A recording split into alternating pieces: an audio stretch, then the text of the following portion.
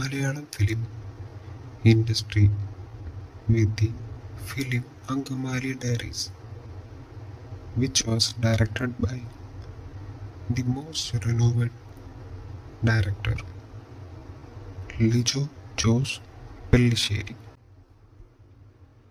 and she played a police character named Alice in the film.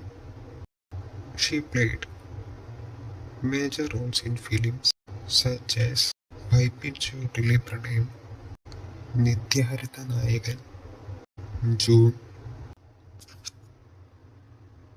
Satyam Pranya Vishwasikyo. As per the reports, the talented actress is setting her foot in the Bollywood industry with the film Dahini the Witch, directed by Rajesh.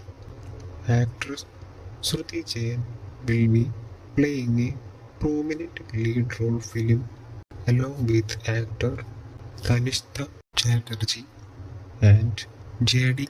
Chakravarti, a village girl character named Pallavi.